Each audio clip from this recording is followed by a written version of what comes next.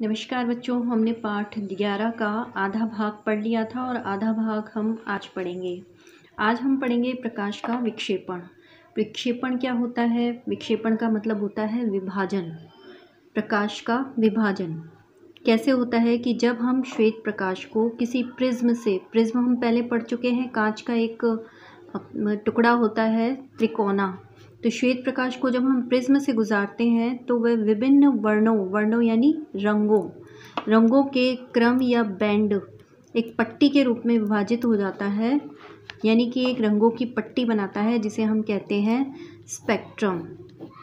तो ये जो रंगों का विभाजन है, विभिन्न रंगों का जो विभाजन है, इसी को हम कहते हैं प्रकाश का विक्षेपण गुण। और ये जो रंग हैं ये कौन कौन से होते हैं? इसमें VIBGYOR, इसको हम कहते हैं विबग्योर। विबग्योर में V फॉर वॉयलेट यानी कि बैंगनी, I फॉर इंडिगो यानी कि नीला स्याही वाला रंग, blue Neela, G green, Y yellow, O orange, R for red. तो इस तरह से ये 7 रंगों की एक पट्टी बनती है जिसको हम विक्षेपण कहते हैं। इसका क्या कारण होता है? इसका कारण प्रकाश अलग अलग रंग में अपवर्तन में अलग अलग कोण पर झुकता है, यानी कि अलग अलग रंगों का जो प्रकाश है वो अलग अलग कोणों पर झुकता है। इसमें सबसे ज़्यादा बैंगनी रंग का प्रकाश झुकता है और सबसे कम लाल रंग का प्रकाश झुकता है, यानी कि लाल रंग जो है उसका अपवर्तन सबसे कम होगा और बैंगनी रंग जो है वो सबसे ज़्यादा कोण बनाते हुए झुकता है। तो इस प्रकार जो प्रकाश हमें श्वेत दिखाई देता है वो वास्तव में रंगों का मिश्रण है। हम किताब में दिए गए एक चित्र के अनुसार इसको समझ सकते हैं। जैसे कि आपके इसमें दिया गया है, ये एक प्रिज्म है। इस प्रिज्म से जब हम कोई प्रकाश का पुंज श्वेत प्रकाश गुजारते हैं तो ये दिखता है हमको कि ये 7 रंगों की पट्टी हमें दिखाई देती है जिसको हम कहते हैं स्पेक्ट्रम। ये स्पेक्ट्रम जो है सबसे ज़्यादा जो झुकाव वो किसका है? वॉयलेट यानी बैंगनी रंग का। और सबसे कम झुकाव जो है वो किसका है? लाल रंग का। तो इस प्रकार हम कह सकते हैं कि श्वेत प्रकाश को किसी प्रिज्म से गुजारने पर वह 7 रंगों की पट्टी में विभाजित हो जाता है जिसको हम कहते हैं स्पेक्ट्रम। और प्रकाश के इस गुण को, जिसमें ये वर्णों में विभक्त हो जाता है, इसको हम कहते हैं विक्षेपण। आगे हम पढ़ेंगे इंद्रधनुष का बनना। इंद्रधनुष कैसे बनता है? तो इंद्रधनुष बनने के लिए, जैसा कि हमने यहाँ पे एक चित्र बनाया हुआ है, ये है जल के बूंद की एक कण और ये है प्रकाश किरण। जब प्रकाश की किरण, हम जानते हैं वातावरण में जब बारिश हो जाती है उसके बाद में बहुत सारे जल की बूंदें रहती है वातावरण में। तो जब प्रकाश यानी जब धूप निकलती है बारिश के बाद में, तो प्रकाश किरण इन जल बूंदों पर पड़ती है। जब जल बूंदों पर पड़ती है तो ये जल की बूंदों से यहाँ पर अपवर्तन होता है और जो क्या कहते हैं, अपवर्तन के कारण ये प्रकाश किरण होती है बहुत सारे रंगों में विभाजित हो जाती है, 7 रंगों में विभाजित हो जाती है। और 7 रंगों में विभाजित होने के बाद में, यानी कि पहले क्या हुआ? अपवर्तन हुआ। और फिर जब रंगों में विभाजन हुआ तो क्या हुआ? विक्षेपण हुआ। विक्षेपण के बाद में ये जब सामने वाली इस दीवार से टकराती है, जो कि एक दर्पण का काम करती है, तो फिर ये परावर्तित कर देता है। ये जो दर्पण है ये इसको परावर्तित कर देता है। ये दर्पण नहीं है, वास्तव में दीवार है, लेकिन चमकीली है। जल की बूंद की एक दीवार है जो कि चमकीली होने के कारण इस प्रकाश को परावर्तित कर देती है। और परावर्तित होने के बाद में ये जो प्रकाश है ये बाहर निकल जाता है, तो एक बार फिर से अपवर्तन होता है। कहने का मतलब इसमें एक बार अपवर्तन हुआ शुरू में, फिर विक्षेपण हुआ, फिर परावर्तन हुआ और फिर अपवर्तन हुआ। 4 घटनाओं के उपरांत इंद्रधनुष बनता है। इसे हम कैसे लिखेंगे? इंद्रधनुष वास्तव में प्रकाश किरण से वर्षा के बूंदों में विक्षेपण के कारण बना स्पेक्ट्रम है। वास्तव में क्या है? स्पेक्ट्रम है, वर्षा रंगों की पट्टी है। इंद्रधनुष में प्रकाश की 4 परिघटनाएं होती है। सबसे पहले क्या होता है? अपवर्तन। हमने यहाँ पढ़ा, पहले अपवर्तन होता है, फिर विक्षेपण होता है, फिर परावर्तन होता है और फिर दोबारा से अपवर्तन होता है। और जल की बूंद प्रिज्म की तरह कार्य करती है। जैसे अभी हमने पढ़ा कि प्रिज्म से प्रकाश को गुजारते हैं तो विक्षेपण होता है, तो बिल्कुल ये भी इसी तरह से बूंद भी प्रिज्म की तरह कार्य करती है। और इंद्रधनुष हमेशा कहाँ बनता है? सूर्य के विपरीत दिशा में। सूर्य की ओर अगर पीठ करके हम बैठें और किसी बहते हुए झरने को देखें तो वहाँ भी हमें जल की छोटी छोटी बूंदों में इंद्रधनुष दिखाई देगा। अब हम आगे पढ़ते हैं तारों का टिमटिमाना, कि हमें तारे टिमटिमाते हुए दिखाई क्यों देते हैं। तारे टिमटिमाते हुए दिखाई देने का कारण भी अपवर्तन ही है। इसमें क्या होता है कि जैसे यहाँ पर ये तारे हमारी पृथ्वी से बहुत दूर हैं और दूर होने के कारण ये वायुमंडल की दूरी को तय करते हुए आते हैं। वायुमंडल में हम जानते हैं बहुत सारी परतें होती है। इन परतों में कहीं का अपवर्तनांक बहुत अधिक होता है और किसी का अपवर्तनांक बहुत कम होता है। और अपवर्तनांक के कारण ही ये अलग अलग परतों में जब प्रवेश करती है तो बार बार विचलित होती है।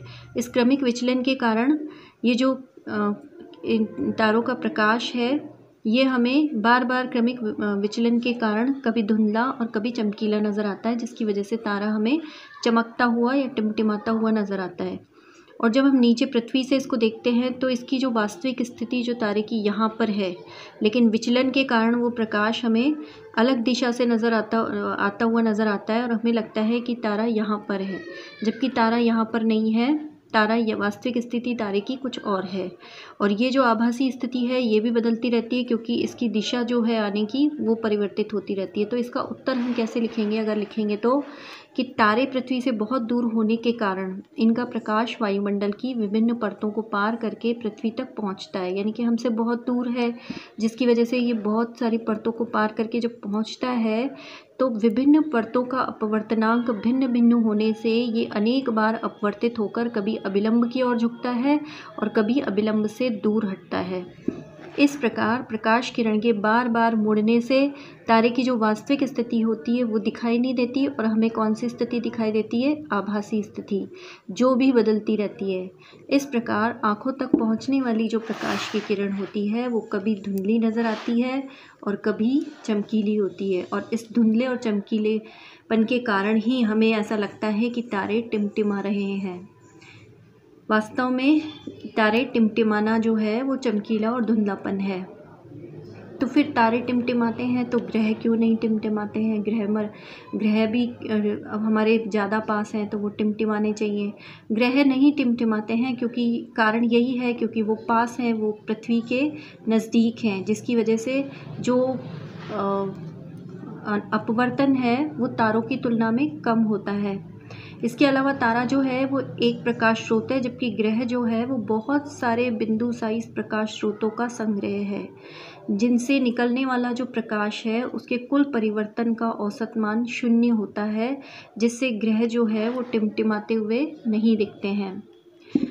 अग्रिम सूर्योदय और विलंबित सूर्यास्त क्या होता है? अग्रिम सूर्योदय और विलंबित सूर्यास्त से मतलब होता है कि हमें पहले से ही सूर्योदय नज़र आ जाता है जबकि सूर्य उदय नहीं हुआ, और हमें पहले से ही सूर्यास्त के बाद भी हमें सूर्य दिखाई देता है। ऐसा क्यों होता है कि सूर्योदय नहीं हुआ उससे पहले सूर्य दिखाई दिया और सूर्यास्त होने के बाद भी सूर्य दिखाई दे रहा है? ऐसा क्यों होता है?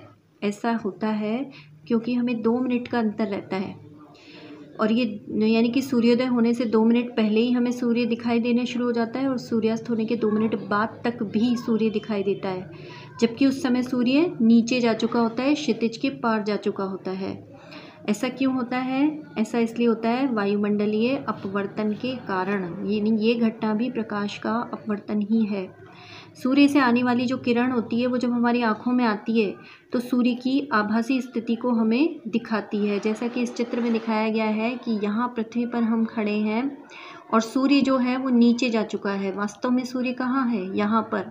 लेकिन इस सूर्य की किरणें जब हमारी आँखों में आएगी तो हमें दिखाई देगा सूर्य यहाँ पर, जो कि इसकी आभासी स्थिति है। वास्तव में सूर्य यहाँ पर है। तो ये जो हमें यहाँ सूर्य दिखाई दे रहा है वो किसकी वजह से दिखाई दे रहा है? अपवर्तन की वजह से, वायुमंडलीय अपवर्तन की वजह से। अब हम आगे पढ़ते हैं प्रकाश का प्रकीर्णन। प्रकीर्णन का वास्तविक जो मतलब होता है वो होता है बिखरना। जैसे परावर्तन और अपवर्तन प्रकाश की घटनाएं होती है, बिल्कुल उसी तरह से एक गुण और होता है प्रकाश का, वो है प्रकीर्णन यानी बिखरना। हम जानते हैं कि वायुमंडल जो है वो बहुत सारे सूक्ष्म कण, जैसे कि उसमें धूल कण भी है, जल कण भी है, धुआं के कण भी है, बहुत सारे कणों का क्या है, ये एक विषमांगी मिश्रण। और जब कोई प्रकाश की किरण इन कणों पर पड़ती है तो वो उसे परावर्तित कर देती है या फिर उसे बिखेर देती है।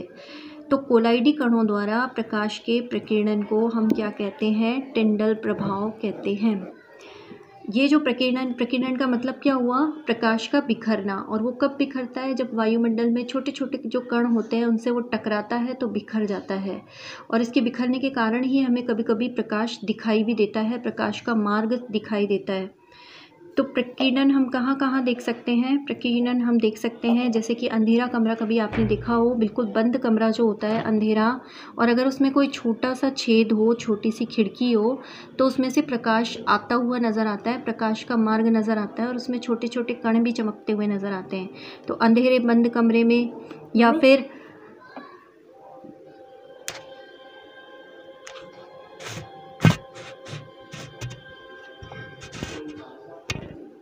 अंधेरे बंद कमरे में या फिर घने जंगल में जो प्रकाश दिखाई देता है हमें गहरा आता हुआ, वो भी हमें इसी वजह से दिखाई देता है। अब जो सूक्ष्म कण होते हैं उसमें जो नीले रंग का प्रकाश होता है, सूक्ष्म कण उसमें नीले रंग के प्रकाश को सबसे ज़्यादा प्रकीर्णित करते हैं। बड़े कण जो होते हैं वो लाल रंग के प्रकाश को कम प्रकीर्णित करते हैं, और जो बहुत बड़े कण होते हैं वो श्वेत प्रकाश को प्रकीर्णित करते हैं। यानी कि सबसे ज़्यादा जो प्रकीर्णन होने वाला रंग है वो है नीला, जो कि सूक्ष्म कणों द्वारा प्रकीर्णित होता है। अब हम ये देखेंगे कि आकाश का रंग हमें नीला क्यों नज़र आता है। क्या कारण है कि हम जब आकाश को देखते हैं तो वो हमें नीला दिखाई देता है? वो इसलिए नीला दिखाई देता है क्योंकि हम ये देखते हैं कि ये जो रेखा, ये जो किरण बनी हुई है, ये है लाल प्रकाश जो कि इस तरह से चलता है, इसकी तरंगदैर्घ्य ज़्यादा है। और ये है नीला प्रकाश जो इस तरह से चलता है, इसकी तरंगदैर्घ्य कम है। तो ये सूक्ष्म कणों के बीच में से जब गुजरेगा तो सूक्ष्म कणों से कम प्रकीर्णित होगा, जबकि ये जब सूक्ष्म कणों के बीच में से होके जाएगा तो सूक्ष्म कणों से ज़्यादा टकराएगा, जिसकी वजह से प्रकीर्णन भी इसका ज़्यादा होगा। ये देखिए यहाँ पर ये बिखर रहा है और ये यहाँ पर कम बिखरेगा। ये मोटा कण आएगा तो बिखरेगा, कम प्रकीर्णित होगा, और ये ज़्यादा प्रकीर्णित होगा। ये मोटे कणों से प्रकीर्णित होगा और ये छोटे छोटे कणों से भी प्रकीर्णित हो जाएगा। तो इस प्रकार हमें नीला रंग क्यों दिखाई देता है आकाश का? नीला रंग इसलिए दिखाई देता है क्योंकि लाल रंग का तरंगदैर्घ्य ज़्यादा होने के कारण इसमें प्रकाश का प्रकीर्णन कम होता है, जबकि नीले रंग का तरंगदैर्घ्य कम होने के कारण वायुमंडल में सूक्ष्म कण जो है वो नीले रंग का प्रकीर्णन ज़्यादा करते हैं। तो नीले रंग का प्रकीर्णन ज़्यादा होता है, इसलिए हमें क्या होता है, आँखों में नीले रंग का प्रकाश आता है, जिसकी वजह से हमें आकाश नीला दिखाई देता है। लेकिन जब अंतरिक्ष यात्री ऊपर से आकाश को देखते हैं तो हमें नीले की जगह कैसा दिखाई देता है? काला। वो काला क्यों दिखाई देता है? इसलिए दिखाई देता है क्योंकि वायुमंडल नहीं होता है, आकाश में वायुमंडल नहीं होता है, जिसके कारण सूक्ष्म कण नहीं होते हैं, और सूक्ष्म कण नहीं होंगे तो नीला रंग भी प्रकीर्णित नहीं होगा। तो नीला रंग के प्रकीर्णन नहीं होता, इसलिए आकाश हमें वहाँ से काला दिखाई देता है अंतरिक्ष यात्रियों को, या ज़्यादा ऊपर चले जाते हैं तो वायुमंडल नहीं होता, जिसकी वजह से हमें आकाश काला दिखाई देता है। आपने देखा होगा कि जब हम रोड पर जाते हैं तो बहुत सारे खतरे वाला बोर्ड लगा रहता है कई बार। तो वो जो खतरे वाला बोर्ड लगा रहता है उसका रंग ज़्यादातर लाल होता है। क्यों लाल होता है? वो इसीलिए होता है क्योंकि लाल रंग जो है वो ज़्यादा तरंगदैर्घ्य, उसका प्रकीर्णन कम होता है, जिसकी वजह से वो दूर से दिखाई दे जाता है।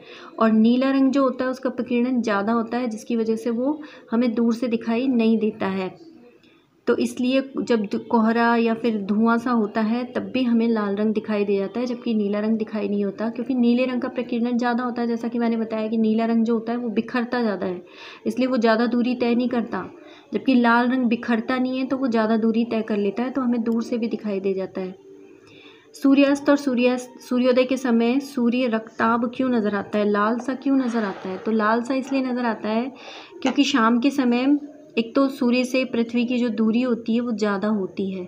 ज़्यादा होने के कारण क्या होता है कि जो लाल तरंगदैर्घ्य होती है, जैसा कि मैंने बताया कि जो लाल रंग है प्रकाश का वो तो अधिक दूरी तय कर लेता है और पृथ्वी तक आता है, जबकि जो ये नीले रंग की किरणें हैं, ये नीले रंग की किरणें जो हैं वो बीच में ही प्रकीर्णित हो जाती है। ये बीच में ही प्रकीर्णित हो जाती है, तो ये तो पहुंच ही नहीं पाती है पृथ्वी तक। और पृथ्वी तक कौन पहुंच पाता है? केवल लाल प्रकाश।